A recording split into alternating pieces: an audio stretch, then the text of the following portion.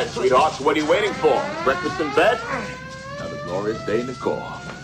Day in the Marine Corps is like a day on the farm. Every meal's a banquet. Every paycheck a fortune. Every formation a parade. I love the Corps.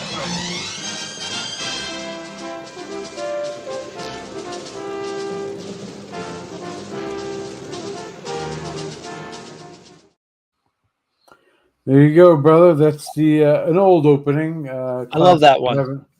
I haven't been able. That's actually tooled from an old one with some video and hammered together with some nails and some other duct tape and glue to make it come out differently. But yeah, we haven't been working on too many other things. Been a little diversified with our different topics.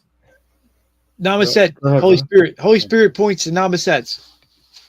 God bless. Amen.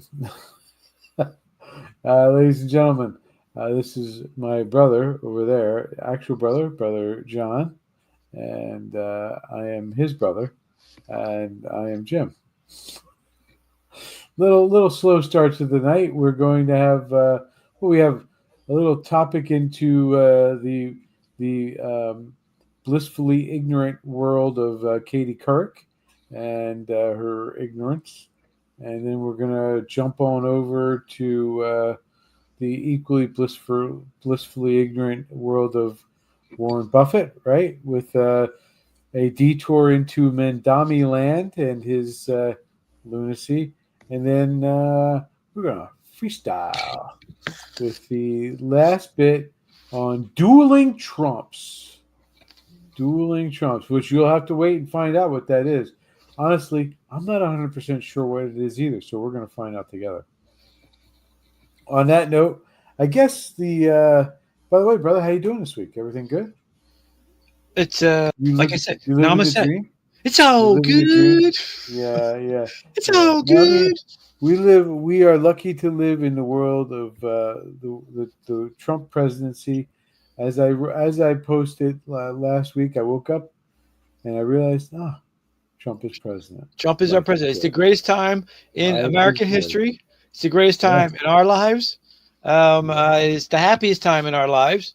Probably the most successful time in American history. And all is good. Be, and it's as like, and just for the record, I'm going to put it out there again. Both my brother and I have predicted that the economy is going to take off in 2026. And John, we're not alone in that thinking. I just heard that Forbes must have watched our show and said, wow, these guys are really on top of the economic news. We have to agree with them. They expect in 2026 the economy to take off. So I'm glad to see that you're catching up. Make sure, I'm sure this week they're going to probably talk about the dueling Trumps. So probably not, but no. But Mamdami, but Mamdami is on the mind. So Mamdami on the mind. Communism is on the mind. Too. Communism, socialism, the weak child of the communism. All right, so let's start. Let's start first of all with the clip from Katie Couric and her, not so perky Katie Couric anymore. Not so perky Katie Couric. The blissfully ignorant Katie Couric interviewing John Fetterman. Here we go. We have to turn. By the way, this is before his accident. He looks like he's got some kind of I don't know, giant question mark on his face now because he's got so many scars from his fall. But here we go. The temperature down. Extreme rhetoric makes it easier for extreme reactions or to justify them. I think some people might say Charlie Kirk's rhetoric was extreme. I think that's the conversation that happened. People condemned political violence, but they also felt a great deal of discomfort with his language, suggesting that these kinds of words lead to violence. I don't know. I'm just kind of sharing my observations as I saw the conversations unfold. Yeah, I agree. I mean, I think we agree that we probably didn't agree with much of what he said, and I think I'm sure we both agree that you shouldn't shoot people, and you shouldn't execute them in public. And that's, I think that's. So, John, there's a bit there to unpack. A lot of, like, even Fox, they cut off most of what Katie Couric said. I thought you were going to let it run. You did. I did. It's a lot longer than that. She keeps pressing him to say something bad to his credit. He doesn't. We're gonna be playing it, but okay, all right. I just want to point out that they cut it off, and I do think that the part of it is that she's got an agenda and she's trying to push her agenda. She's had it for his entire career. She's been putting her thumb. So what's the rhetoric that's so evil? What's the rhetoric that's so extreme? The truth is extreme to her. Because the truth is that she's been a hack her entire life, an entire career, and the entire last 20 or 30 years, 40. You go back to freaking the Vietnam War. They have been lying to the American people because they have a monopoly on the communication mechanisms of America, and it's got to stop. Part of this is she's a millionaire. She's been able to destroy what would you call the milieu, the news. She's been able to destroy with her commie mommy crap the American news for the last 60 years. She's at the end of it, and now she wants to browbeat him into Fetterman into saying that Charlie Reddick, he's the victim. Even though he's the victim of this evil, that he caused it because he's just speaking the truth. The truth, and it used to be. What's so evil about it is that this is America. Freedom of speech used to be a thing. We used to have freedom of speech, and if you don't agree to have freedom of speech like her, and you don't agree like the wacko left that she represents, that in the freedom of speech, guess what? You're not an American. You shouldn't even be close to the airwaves. There's another piece that's I think is hidden in this discussion or the discussion surrounding her, and it's simple. Charlie Kirk is the one that's responsible for he's saying violent rhetoric. What was violent about what he said? He never condoned violence. No. He never talked about saying you need to kill your enemies, you need to do something bad to them. You never. He spoke the words, John. He spoke the words, and if he disagreed with you, he disagreed with you. And the foundation of this country, the foundation of the First Amendment, I should say, is that you're supposed to be made to feel uncomfortable when you hear speech that you don't like. It's meant to make you feel uncomfortable. That's not an excuse to attack somebody. The basis of freedom of speech is to have uncomfortable conversations so that people can have an open dialogue. That's the whole point of the First Amendment. That's just been missing from the airways of America for the last 60 years. And because from her point of view and what she's trying to suggest is words are violence. Words are not violence. Words that we disagree with. Words that she disagrees with are violence and quote extreme. And deserves to be murdered. And people who say it deserves to be murdered. She should be shunned off of the airwaves the way she would have shunned off anybody for merely saying things like that are quote inappropriate. John, they're politically correct bullcrap. But what is actual violence? Actual violence of murdering somebody or executing them in front of their children is actual violence. Is actual violence. So I mean, we'll go back to the thing because we got some more stuff to unpack here. But go ahead, go back to it. That's what I want to just keep you in mind. She's where her mindset is. Two things must be true. That free speech, I'm an absolute free speech guy, and you have the right to say these things, and you definitely also have the right not to get shot by sharing your views. Let's talk a little more about your book in the time we have left, Senator. It is incredibly raw and transparent, particularly about your mental and physical health. You didn't need to write a book like this, and I'm. Do you want to hear more, brother? No, she's just to say. Look at the way you gotta. We're all getting older, right? We're all suffering from age, and we're all looking, we're all run down, know, our faces are old, we're losing teeth, and all the rest of it, right? But I take great satisfaction in that the bags under that hat. That creep. Remember Sailor Palin? Remember what that creep did to Sailor Palin? Remember, she deserves it. See, she deserves this old age. John, your words are violence, John. Yeah, right. But it does bring up the bigger problem that Trump is not addressing that has to be addressed. The monopoly needs to be taken away from these creeps. They don't deserve it. They've been hiding from it, and it gives them a lack of accountability. Just like anything else in the world, if you have a monopoly, you avoid accountability. They need to we should be on the on the airwaves. They should have this. They should have these shows on the airwaves because they don't tell you the news because they're afraid of the news because the news is the exact opposite of what they say because they're in dopey utopia land of their political correct bull crap. And it's a long time. It's been a long time coming. The comeuppance of Katie, not so cute Couric, and all the crap that she's been spewing for the last 40 years. If I can input here, there's a couple of things. A, when we look at this, we have to remember that the news media that you're talking about, which are those channels like the ABC, the CBS, NBC, these have been dominating the airwaves since the inception, and they are spending $1 billion a day against Republican ideals. To put more bluntly, the ideas that they disagree with.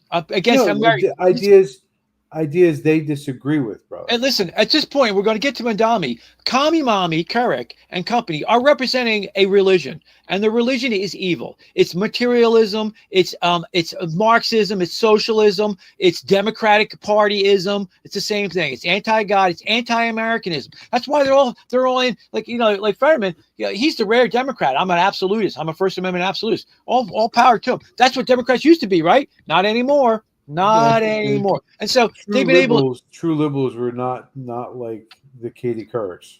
They need to have the monopoly taken away from them. They need to go on a lottery, and it needs to be broken up. All these people with monopolies, whether it's the NFL, all the sports franchises, whether it's or the airways like this, the monopoly is a sure way. You should be able to trust Republicans and Democrats to break up monopolies. Republicans, Teddy Roosevelt started the trust busting, started the anti-monopolist laws, got the first one through, and then Clayton Act came by, and the Democrats improved it. Well, they need to have a vast improving of it. Once these people get so big, they get so arrogant, they get so evil, and they get divorced from reality the way the American news media has been for the last 60 years. And so a Republican or anybody or Charlie Kirk, he's just fighting for the truth.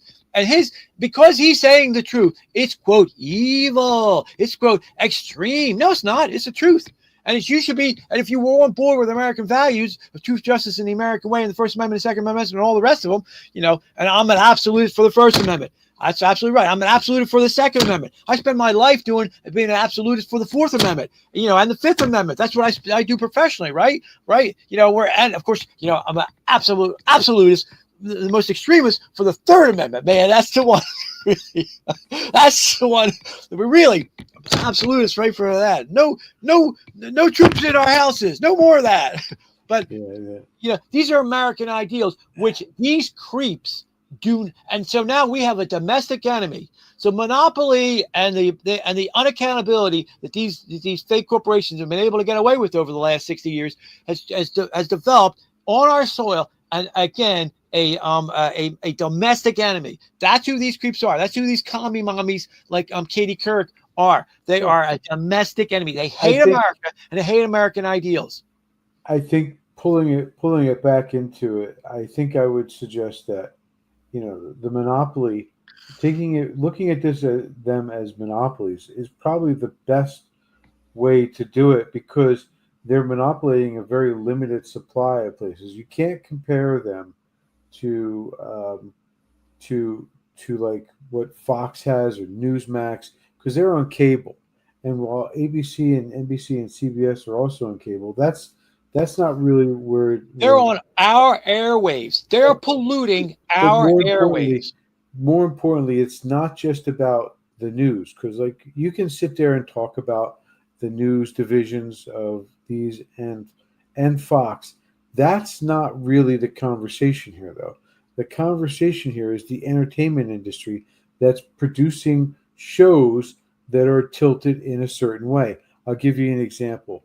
I watched one of the FBI shows that are out there, and for the entire 4 years that we had, and more, I should say, all these years, who is and NCIS does the same thing. Who is the bad guy in these shows? The same people that Biden was directing to go after the DOJ to go after in the Department of Defense, when it was the Department of Defense, the white supremacists, where that General Neely did an entire review, stand down of the entire military to look for white supremacy. What did they do? They just carried the water and promoted the agenda of the Democrats. That's the problem. It's not just the out and out Katie Courics. That's what we would expect from them, because that's what they do. It's also the messages within the programming of the entertainment, where they demonize demonize white supremacy, but what do they link it to? They link it to conservatives, right? They link it to Republicans. They link it to Trump. They link it to those people.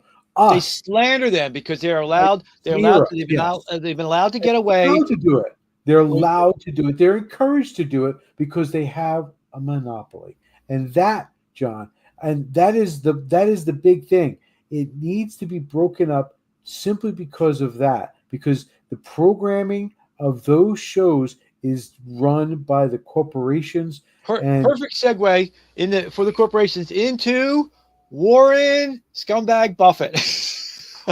Mr. Buffett, yes. Just retired, right? From 90, right. He's 95 years old, and he has a letter to us. And so Berkshire halfway. Now, just so you know who he is, remember, he's a Nepo baby. His father was in Congress, and he had all these advantages, and he because he has started with accumulation of wealth, has accumulated a lot of wealth. But he was what you would call an early vulture capitalist. He would come into a business, and he would buy a corporation, buy whatever business it is, and then fire all the workers and sell off all the assets to make money. He's a vulture, so he doesn't create anything. He's not something like Coke, or who wants to start or Ford wants to start because this is what they love.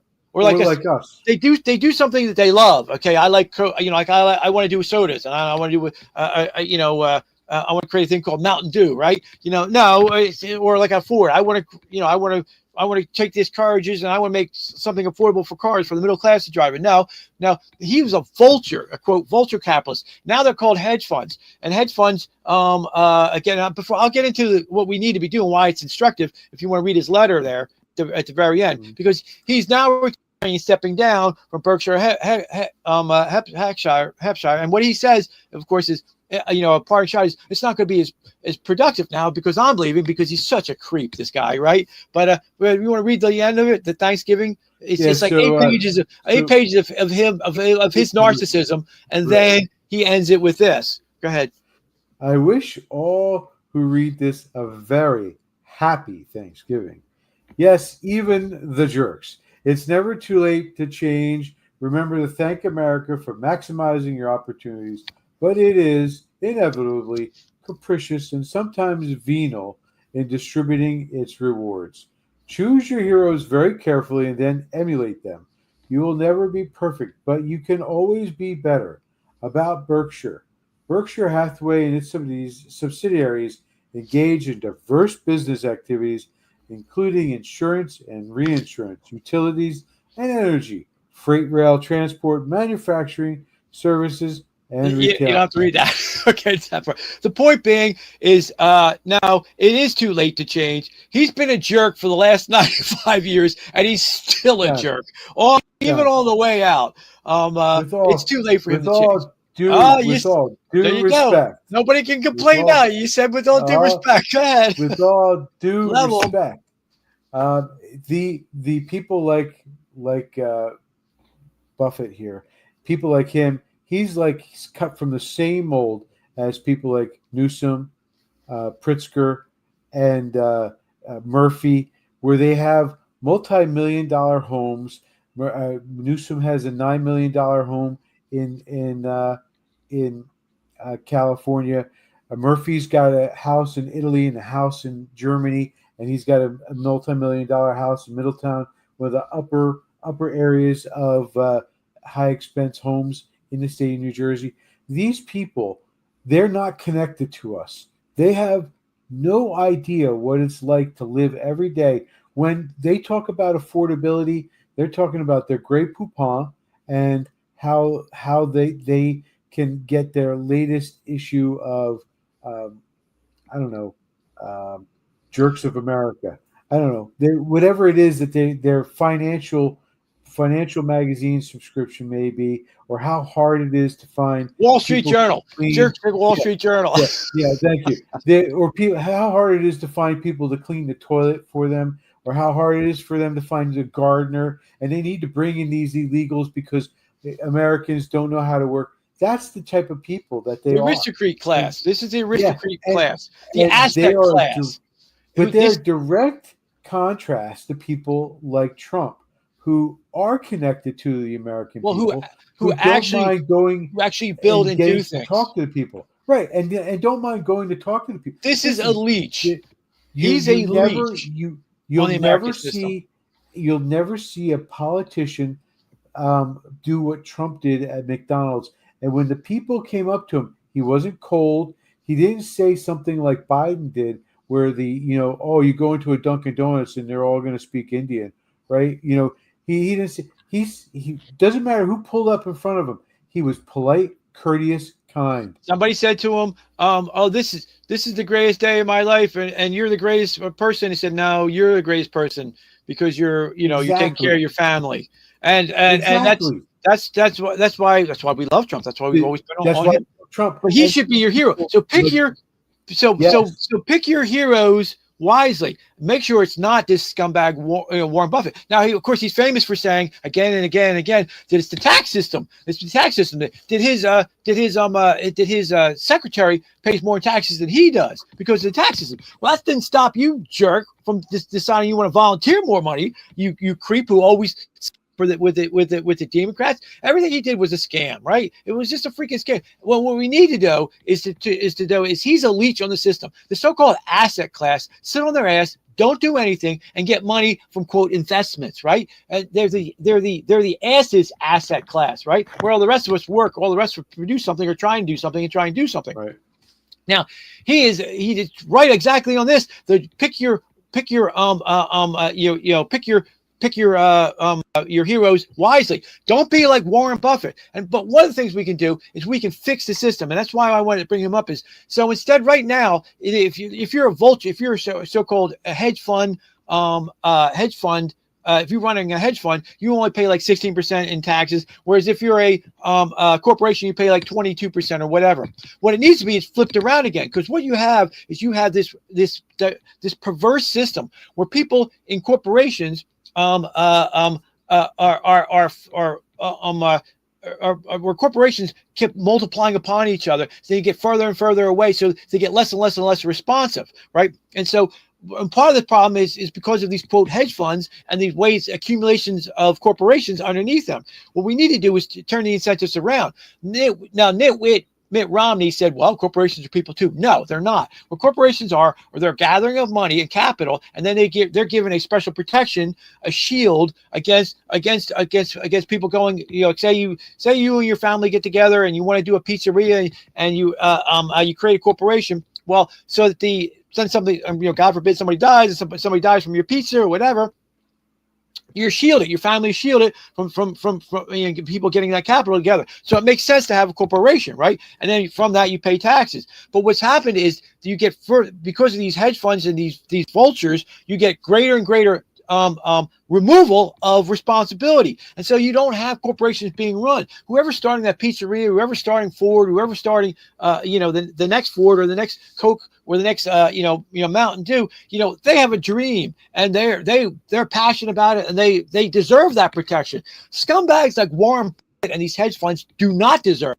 Right, they are just vultures on the system, and that's why the system needs to be turned around. And part of the honest, we're going to get into about young men. The honest criticism of the system that we have today is it's not real free markets, and it's not real, real America, especially not the America that created this society that we have. What's happened is special interests, like people like Warren Buffett, have perverted the system in their favor. For example, too, you have the other big evil is, of course, the judges, who used to be you'd be able to. We've been talking to our sister all night because she's been having a problem with a particular corporation, right? It used to be that every constitution in other state constitutions have an open courts provision in the Constitution, meaning that the way it's supposed to be is you have a problem with the corporation, you go into the court, you have your day in court in front of a jury, and you win or lose, right? At least you get your say. So, and that's prevent us from saying when I got a problem with the corporation. You get a gun and say, okay, I'll find you and I'll shoot you, like that idiot Luigi who's ruined the name Luigi, the sociopath in New York City, right? It's not supposed to be that way, but it's that way now, and he's got a following, and he's being lauded among surprise who's following among the Democrats. Well, but there is a legitimate problem in the system because you can't sue corporations. You can't get into court. You can't address the evils that are being done by these hedge funds and these other people, behind your bureaucracy, because they won't let you. So the reason why we have open courts as a provision is so that you have your day in court. Well, you're not allowed to have your day in court. So what else do you do? Well, you go back to natural law, so survival of the fittest. If I can kill you, I can kill you. And but part of the problem today is by the special interests and the Nepo babies and the aristocrat class, the asset class, who are destroying the system, perverting the system. It was never meant to be that corporations are not people. Corporations are technical shields for the accumulation of capital, which is smart and a good thing, as long as it's responsive. And when you have corporation upon corporation upon corporation, or fake corporation, and the hedge funds, you lose that. So part of the system needs to be redone, so that the meritocracy part of it is rewarded. We're lucky enough that the current president of the United States is not a Nepo baby. That's a lie told by the left. He's actually somebody who took the hard work of his parents and turned it, and as a builder, built amazing things, building an amazing empire, because he was a doer. He's a builder. He's somebody. He's a real estate guy, but he's at heart a builder. And of course, he always wanted to build for the middle class, and he always wanted to give the middle class a first-rate, experience, so that when you walked into the casino, when you walked into his hotels, or you were on his golf course, you were treated like you were a king, like you were an emir, right? And you are an emir, at a decent cost. And that's why he speaks to the middle class so well. To your point about the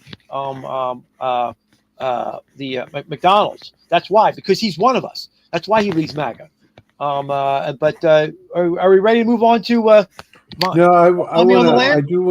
I do want to just point out that these people, they're not only not connected to us, they have an agenda, and their agenda is to maintain power, and that's why you have people like Soros who run around by getting prosecutors in power who can then disrupt and damage and cause disruption in the system. It's so that they can take advantage of it, and that's where they find profit. That's where they find success. People like you were talking about, where he's a venture capitalist. That's really where these people come from. They come from their own, building up their own wealth, not helping people and not being a part of a solution, but making sure that the problem is continuing. Well, one of the words that he used, venal, is corruption. I don't know if he was just making it tell Warren Buffett in that. If you go back and look at his statement, he says, it's capricious. America is capricious with its rewards and venal. Well, venal is another word for corruption. So I don't know if he was just admitting that he was corruption, but yeah, the reason why it is corrupt, it's a corruption of the system to pervert the corporation system the way it is, and to pervert the courts the way they pervert it, and to pervert the judges the way the judges have been perverted. Those are corruption. Right. And we don't have that now because we are literally, just like Star Parker, the great American black conservative lady says, it's 1850 all over again. And we're either going to be free and biblical or atheist and statist. Katie Couric right. and the commie mommies and Soros and Warren Buffett and the asset class, they represent one religion, and that's the religion of atheism and the religion of statism. And then it's at odds though with our religion, and America, liberty, in God we trust, and e pluribus unum, from many one, the Christian ideals, right? So they're at war now, and they want to start a shooting war because they keep shooting at our guys, whether it's or whether it's our congressmen, and when they're playing baseball, whether it's President Trump or whether it's poor Charlie Kirk, they want to start this shooting war, which they're going to lose because they're idiots. None of them know how to use guns. Well, there's also ICE too, John. Don't forget that there's a corruption within their thought process, that they think that they have a right to stop the law, to break the law. They have a right to break the law. They know that because in 2020 they did everything they could to disrupt the upcoming election. With 81 million people voted for Joe Biden. Just remember that. 81 million people. Or that's what not. They say. Yeah.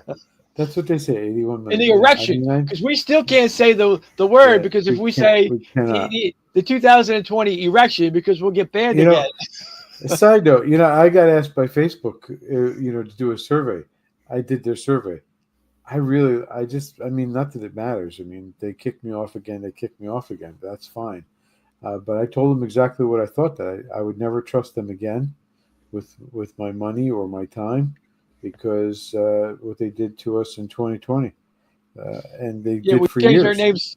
We've changed our names so many times. We keep getting throttled and suppressed. Yeah, we keep. Yeah, no, the algorithm, whether they do it intentionally or whether it's just their bias that's being. It's 1850, brother. It's 1850 all over again. We're either biblical and free or atheist and statist.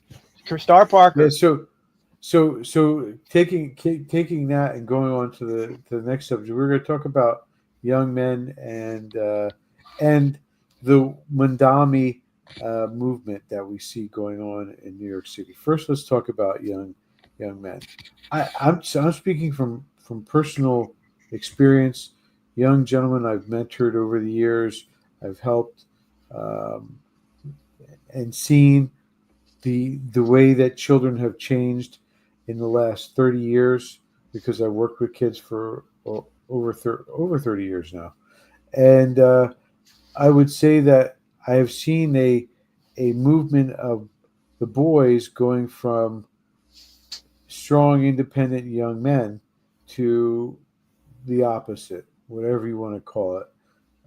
And part of that reason has a lot to do with what's going on at home. A lot of it has to do with what's going on at school. We've moved, especially in the last 7 years. I've seen a dramatic increase in probably the last maybe 10 years, where boys have become less and less heading towards strong, independent-minded young men, and more of sitting in front of staying at home, living in their parents' basement with a typical, what you would say, current generation of kids who young people who aren't doing anything with their lives except for playing video games.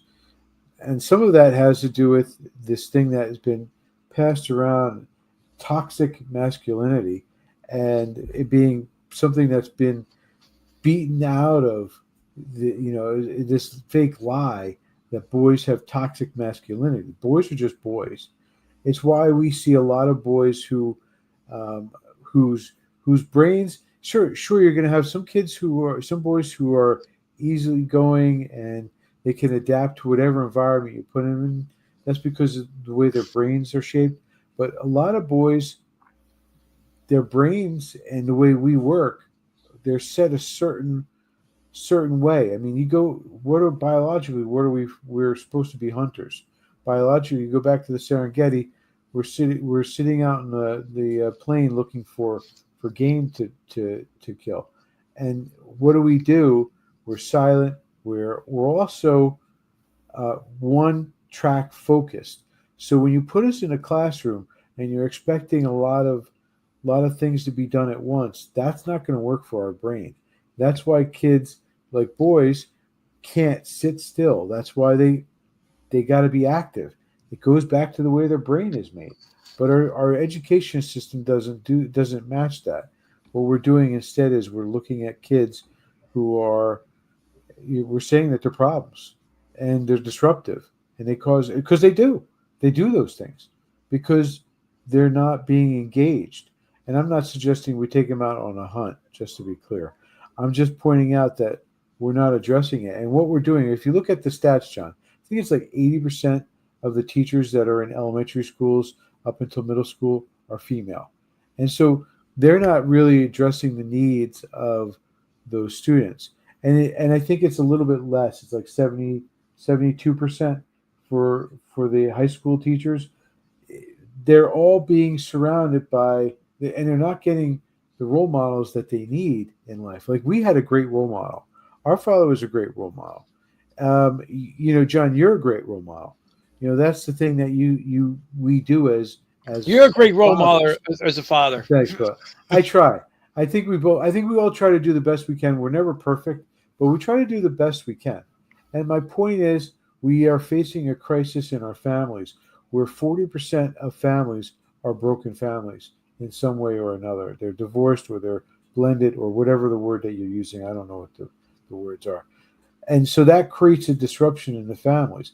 That's No one's suggesting that you stay with somebody who's abusing you. I'm not suggesting that.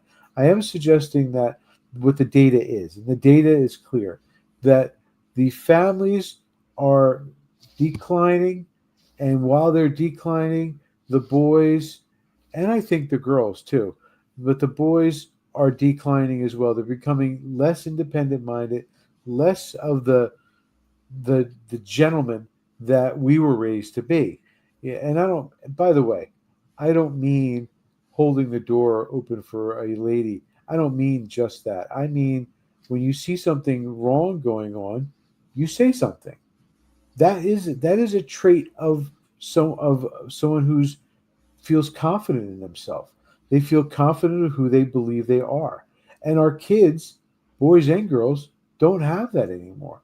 And I think a lot of that has to do with we're teaching them to be socially emotional learning. We're teaching them, they call it SEL, and we're talking about making them be more empathetic so that when you see someone yelling at their wife or their husband, you're thinking, well, they must have a hard time going on. They don't think, well, that's wrong. That shouldn't be going on. That guy, should not be yelling at that girl, and that girl should not be yelling at him. We need to be challenging each other on it. I think that's important, brother.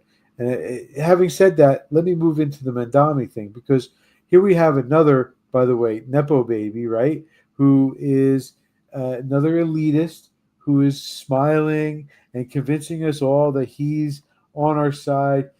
Some of the things that he wants to do, John. Let me start with the one that's probably well, he wants to do the free buses. Let's start with that. He wants to have free buses for everybody. Half the people don't pay for the bus already. They jump on, they jump off wherever they want. What's the bus driver going to do? He's one person on the bus. Is he going to stop and say, okay, everyone's getting out because this jerk doesn't want to pay? He can't. He has a schedule to meet. Buses keep moving. So that's one. They also He also has. He wants to do here. Let me. I had it in my head. He wants to Free groceries. A free child care. He wants child to have he wants to have free child care for all the kids. It's going to cost $6 billion a year as an entry fee. $6 billion. It's going to be a lot higher. Oh, it'll go up higher. He wants to have housing affordability, which means free housing. He's going to free housing, or he's going to force renter or the landlords to cap their prices. And while the taxes are going up, they're not going to be able to get any more money. And what's going to end up happening is they're going to force to sell. And who's going to be the only buyer? It's going to be the city of New York. So the city of New York is now going to become the largest tenant in the tenant owner, slumlord owner. Yeah. It's going to become, but it already is the slumlord's owner. But it's going to actually become the largest one in probably the country, because it's going to have all these tenement houses and all these other housing that it's going to build, and it's not going to be able to sell to anybody because no one's going to be dumb enough to buy the property that you can't raise the rates on, because he won't let you. He's going to tax. I mean, John, let's talk about, first of all, the group of people in the city, in the country, the largest group of successful people, because he wants to go after the white people. He said that in one of his things. He wants to go after white rich people. People, of course, he's trying to say like Donald Trump. But the largest white group in the country that is doing the best are the people, his people from India, who are doing the largest financial growth in the country in New York City. So he's going to be taxing his own people. Maybe. I doubt it. He's probably going to find some loophole. And of course, he does want to raise the taxation. He wants to do, which it surprises me, because I thought New York City was the worst, but it really is New Jersey, because he wants to match New Jersey's corporate tax rate. He wants to raise it from 7.25% in New York City to New Jersey's 11.5%. I mean, New Jersey's his role model. When you got another nepo baby, Murphy, who's doing a banker, a Goldman Sachs banker, who tax farms our state. He wants to raise the minimum wage to $30 an hour by 2030. And of course, you're right. He wants to have a program of grocery stores, at least one free grocery store in each borough of the city, which, by the way, is going to be successful because it's only one store. When you can't, if you remove all the other stores, right? If you remove all the other stores, it will be But James, this is all unnecessary. Wait! I'm not even gotten to the worst of them. The worst, he is going to do the BDS movement for everything that the city of New York is using. So every Israeli corporation and everything connected to Israel is going to be. I got two more things to say after this. He's going to divest all investment of all the companies and refuse to have Israel work with the New York City Police Department. He's also going to arrest Netanyahu when he shows up at the UN, and he's going to have the ICE federal agents arrested when they come into the city and try to arrest somebody, which, by the way, John, leads us directly into 1859 and 1860 with the federal government being defied by the state through state nullification, because that's exactly it. He's going to now have two law officers pointing guns at each other and on the streets of New York City. How is that going to end, John? How's that going to end? Well, James, there's an easy out, and this is all unnecessary. If he wants if New Yorkers want free housing, free Obama phone, free food, insurance, free hospital, it's all easy. Just say you're Hispanic and you're from Mexico and you're hey, just say illegal. You get it all free anyway. Why you? Well, listen, and why is he gonna? I guess he's just trying to make it even for the poor American citizen to be equal to the illegal, and that's his thing. But how are we going to combat this? He's giving away everything free? How? I know how we combat it, and I got to tell you, I was a little disturbed today when I saw on the news, getting ready for my dueling Trumps. I was a little disturbed when I saw on the news that Supreme Court Justice Gorsuch came out and said that we have a problem with students not learning civics. And that, ladies and gentlemen, is my point. He stole my thunder. I was going to say that. That's exactly the additional piece, the capper of my entire rant about boys and students is we're also not teaching them civics. You and I grew up when the commies were evil. We had Reagan saying they're an evil empire. We had real people leading us who understood what evil was, and we had a father and a mother who explained to us the evils of socialism, the evils of communism, and the greatness of capitalism. And what do we have today? None of that. We have none of that. What's our example that everyone hates of North Korea? Everyone hates North Korea. Everyone hates China. But no one talks about it, and because many of the school teachers are in agreement with China, and in agreement with communism, and in agreement with socialism. And that is the ultimate hardcore argument with the problem with a lot of schools around the country. You don't have to look at me. I'm just stating what we already know. A majority of the people who work in schools have an affiliation with the Democrat Party, and the Democrat Party has been taken over by socialists. Listen, as Winston would say, 2 + 2 is 5. 2 + 2 is 5. I agree. No, Winston, you don't agree. You really don't. We want to make sure, right, brother? And no, he says, no, Winston, you're just saying that. You don't really believe that. You need to believe it. Because, John, no one's reading Animal Farm anymore. No one's reading 1984 anymore. Instead, they're reading, you ready? Zinn's, the book on his history book, Howard Zinn's history book. Co-ed molester. Co-ed molester. Yeah, the 1619 Project. Me too, offender. Yeah. They're fake history. That stuff. Fake history. Instead of doing the real reading. Wait. 1619. That's not. It's 1619. What's the other one too? Juneteenth. You love to point out Juneteenth. It wasn't the last day of slavery in America because you still had to chase down all the Indians. That took a year because they had all slaves. Well, they had slavery still here in New Jersey. While they were freeing the slaves in Texas, they still had slaves here in New Jersey. You don't have to believe me. The New Jersey official historian put that up on the website. Google it on your own. But we still had slavery here. Africa still has slaves. Of course, Africa still has slaves today. Right. And we still had slavery in the country, not until which amendment, John? Which amendment? The 13th Amendment. And they celebrate June 19th, but they don't celebrate the day that slavery was actually passed by Congress, which I think is January 6th, or it's December 20th, I think. It's because it's in the winter. They can't celebrate in the winter.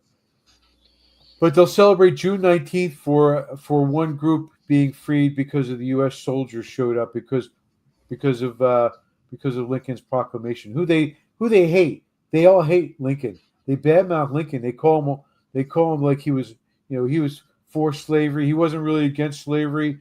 They still celebrate. They celebrate the June 19th, which is the only reason June 19th happened was because he did the Emancipation Proclamation, which freed the slaves in the South. Nowhere else, FYI. Anyway, brother. So that's my rant. From Mamdami. Yeah, they're going to take over. You didn't tell me how. You didn't tell me how do we beat that? How do we feed? We start teaching. We teach civics, actual civics. We read 1984 in the schools. It's too late. It's too late. What about baby? Wait, what about this Generation Z? What about this Generation Z then? It's too late for them. All right. How are we going to fix that? So all the parents, what's going to happen is it's going to be natural reduction because when the parents die, the kids are going to take over the house. It's going to be sold, and then they're going to be living out on the street. So here's what I say. I say we offer them instead free Netflix. Okay, I say we up them with free Netflix because Netflix are a bunch of jerks anyway, right? Free Disney, free, free, I'm not sure. free streaming. That's how we beat them. We up it. Plus, we wipe out all college debt because you know what? Screw those groups. They're the ones the cause of it. Frankfurt School, the education system started it. So let's take all of from the endowments of Harvard and the scumbags. Let's pay off all the student debt for that and wipe out the rest of it and make them start all over again. You raise a great point because that Give is them I free can't education. really blame.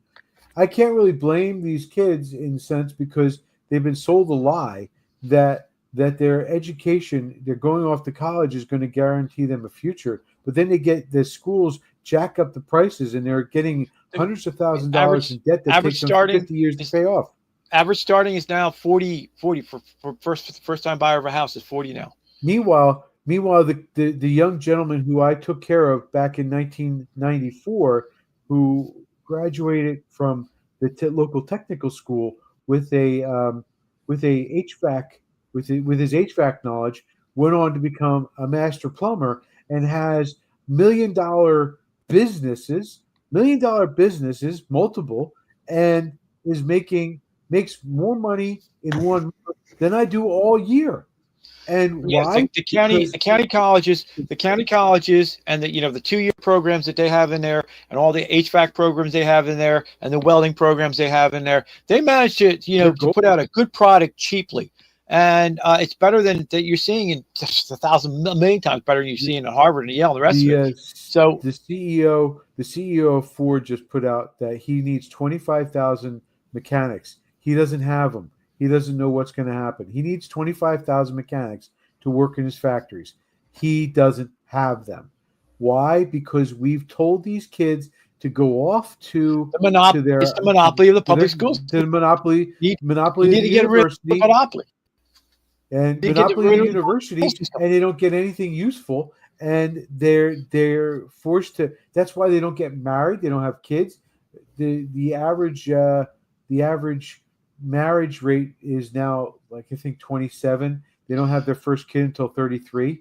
Well, part of that problem is the religion. They took religion out of the public schools because I remember having it. And when you take the religion out of the public square, you're going to have all these consequences. But the other problem is the system. It's the monopoly the public school system has on it, and you got to break it up. Yep. It's another monopoly. Yep. They're not held accountable for their actions. These schools don't produce any. They fail, and there's no accountability to it. And the money should go with the student. New Jersey, should go with the student. City of New York, and Virginia have just managed to screw themselves out of another 4 years where they could probably fix it. So I think socialists. Like Kirk would say, every country except for Luxembourg, America spends more on its education. Every country except for Luxembourg, we have like lowest rates because of the school system and the Department of Education. And so it's time. Listen, it should be just like anything else. Put the money, put the power in the parents in the market, and not in the government or the bureaucracy. And it's not only just that, John. I'll point out Newark City schools. They have such low scores that they can't even report them. What's the other important number to remember? 73% of the children who go to school in Newark public schools are socioeconomically disadvantaged, and that's again New Jersey State reports 73%. And so what? Been People that way before for decades. Was it? No. My point is, Ben Carson been that way came from a poor family. Ben Carson. No, my point is, they don't want them. They don't want them to succeed, John. But my point is, they don't want them to succeed. They don't want them to rise up. They don't want them to become independent people. Socioeconomic is not the death knell. That's not the death knell. It's the having religion out of the. It's the lack of religion in the system, in the public square and in the schools that will then lend itself to this, what you said, have this reverse religion that's taking over now, this communism, socialism, Marxism that's running on all these schools and forcing this DEI everything else initial when you want to say diversity nonsense that on us. Keep them dumb, keep them uneducated. We'll call it that. Keep them uneducated, keep them away from God, and keep them poor, so that you can continue this cycle and the dependency on the state. That's what it is. You've entered the world of 1984, where you no longer you indoctrinate to convince them that they can't get up unless they believe in the state. That's all it comes down to. 1984, John, and that's what Newark has turned into, because you got a mayor of the city who thinks he'll point out to the couple of schools that are doing fantastic, and they are, and that's great, but he ignores the third graders who can't read and can't write and are afraid to go to school because of the drugs and crime that they have going on between their house and the school, or the shooting going on in the building next door. He doesn't address that. That's not a problem, because he'll go stand in front of the ICE detention facility and try to get himself knocked down and arrested because he's trying to run for governor. He doesn't care. This is the Democrat politicians who don't care about you and me. They only care about keeping power, and that's my final bit of the rant. Let's go on our dueling Trumps. All right, you ready? You start it off. Putting in the left is losing their mind because Trump is building a ballroom and he's knocked down the East Wing. He didn't tell anybody. He just knocked it down, which is great and it's perfect because he must have had these plans lined up for the last. Well, he was off for 4 years, for 5 or 6 years. He probably had this. This was the top secret Trump project. Top secret, but it was probably hatched like the first or second year in his first term. So figure in like 2017 or 2018, Trump decided he's going to do this, right? And then so he comes in and then he doesn't tell anybody. He just goes down the East Wing one day. All of a sudden, what are you doing? So, well, I'm putting the new ballroom. Now, it makes perfect sense. It's long overdue. If you actually get to listen to him, you can't find anything. You're not going to find the truth if you listen to the idiot fake news. But if you actually listen to what Trump says about it, he points out you'd have massive state dinners with people. You'd have to have Z or whatever over, and you can't do it because the White House is too small. You have to do it outside in tents. So can you imagine being in Washington D.C., whether it's the summer or whether it's the winter, or whether it's raining, and you're out in tents? What kind of nonsense is that? You're supposed to be the most powerful country nation in the world, right? And so it had to happen. It had to happen, and somebody had to do it. And of course, it's great that we have the greatest president, the greatest builder of all, one of the great builders of all time, but the greatest president of all time. To put it in there, and he's going to build. It's going to be the ballroom ever. It's the greatest ballroom ever. You're not going to have to poop in the Porta John anymore. We're not going to have to poop in the Porta John. It'll be all gold, everything, gold chandeliers, gold floor. The bathrooms have gold. I was going to make it gold. One day I was sitting there. I said, we're going to make it all gold plates, gold chairs. I said, we're going to have gold women there. Look, that woman there, we're going to make her gold. We're going to have auto pen Biden on the wall. I saw that movie, remember? Goldfinger. I love Goldfinger. So we can make the gold. We can make all the girls gold, but we have to make a part of their back not gold.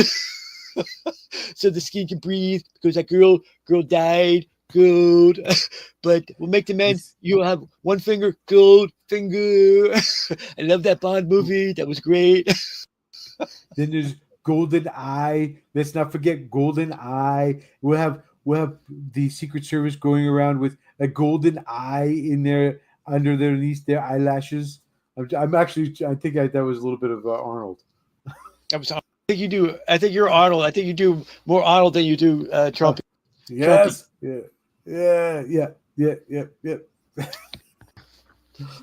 Get in the hands. Good. Oh, good. My favorite color. Then I'm going to do Air Force One. It's also going to be, oh, good. Then we're going to have, I'm going to invite Elon back, and Elon's going to give me a gold rocket. I'll be the real rocket man in a gold rocket. You win. You win. I give up. All right.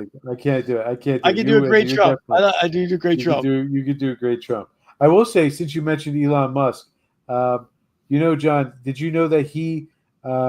Somebody said that if they took 2% of Elon Musk's wealth and put it to fighting world hunger, that they could solve world hunger. And then Elon Musk tweeted or X, whatever you call it, and said, I'm willing to sell my Tesla shares right now if the UN can give me a viable plan to solve world hunger. And then somebody else tweeted, wait a minute, they actually had a budget to do that in that office to fix world hunger. They had a budget of somebody said 2% of his worth is $6 billion. And so they said the budget though for this company or for the UN in this branch was $8.45 billion. So they've already had the $1 billion and they haven't done anything with it. So it's like, well, there is a program. It's called free markets, and the actual statistics show that from 1850 to 2020, at 1850, the statistics were the world population was 1.4 billion, and the GDP for the world was 1 trillion, right, or 1.4 trillion, and 95% of the world starved. And then from that was 1850. In 2020, just recently, 5 years ago, the populations were 8 billion. So it went from 1 to 8. So it's an 8-fold increase. And GDP for the world went from 1.4 trillion to 140 billion in that time period. A hundredfold increase. So it's Malthus was a mediocre mendacity, as Tolstoy said, and so the 8-fold increase in population produced a 100%, increase in world production. And what that meant was that in 1850, 95% of the world starved, 5% were fed. Today, 95% of the world is fed, 5% is, quote, world hunger, 5%. And when that idiot from Young Turks, who's making hundreds of thousands of dollars, said, oh, there's millions of people that are still starving. Whoa, in your free market system. Whoa, ass. Whoa, you ass, you moron. Those 5% are in China, North Korea, communist world, places like that, or places that are run by dictators. Places in Africa run by dictators. Yep. Right, with free markets. So the program is the free market. The free market and industrialization. Venezuela have produced this great abundance that has cured world poverty, except for in places like that they're still not allowed free markets. That's the program. So I mean, that's what's missing from there. The surest thing to do is to stop the free market, and then what you'll have is you fall back down into famine and all the rest of it. Which is what we're going to have out of New York City. That's what we're going to have out of New York City. And John, just so we're all clear, Venezuela was the most prosperous country in South America. It was for a long time, and then socialism, Maduro took over, and now it's the worst place to live on the planet outside of North Korea. China, there are places in China, or China, and Africa. There are really bad places in Africa. So it's one of the worst places in the world. One of the worst places because of their socialist / communism collectivism. That's what. Oh, by the way, it comes down to. If communism was so great, how come Cuba taking over the world? Yeah, I'll tell you this. Reagan had a line. This is his. He said some teacher in Soviet Russia said that, hey, capitalism is so bad that they have like 8%. Half the people can't feed themselves, and it's everyone's starving. Capitalism is terrible in America, and the teacher said, "Hey, we're going to catch up to them. Don't worry. We'll be 10 times worse than they are."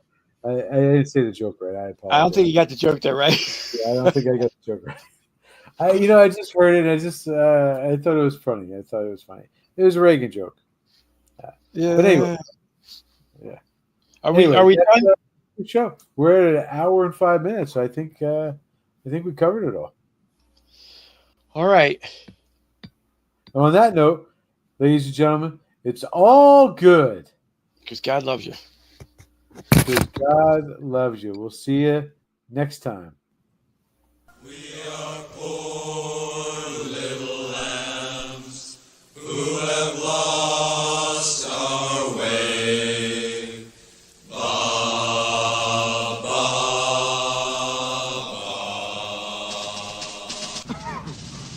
All right, sweethearts, what are you waiting for? Breakfast in bed?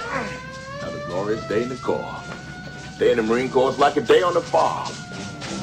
Every meal's a banquet. Every paycheck a fortune. Every formation a parade. I love